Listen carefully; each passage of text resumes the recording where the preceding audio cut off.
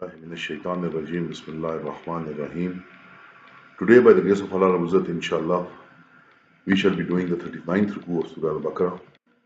A'udhu billahi minash shaitanir rajim.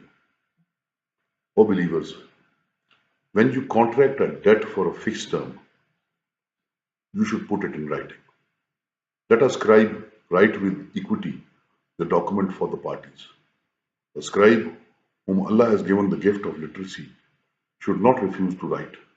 Let him write, and let the one under obligation, the debtor, dictate, and he should fear Allah, his Lord, and should not diminish from or add anything to the terms which have been settled.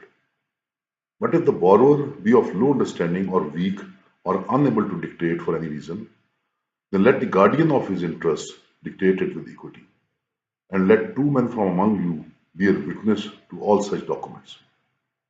But if two men be not available, there should be one man and two women to bear witness, so that if one of the women forgets anything, the other may remind her.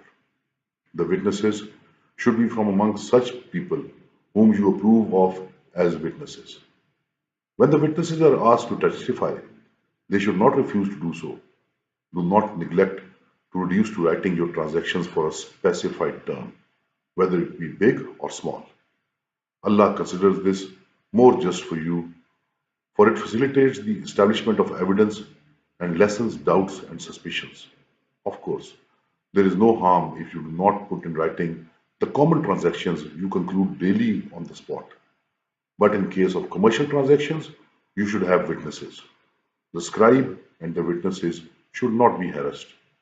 If you do so, you shall be guilty of sin. You should guard witnesses. The scribe and the witnesses should not be harassed.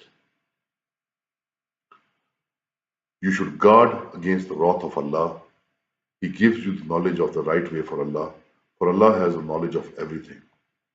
If you are on a journey and cannot find a scribe to write the document, then transact your business on the scrutiny of a pledge in hand.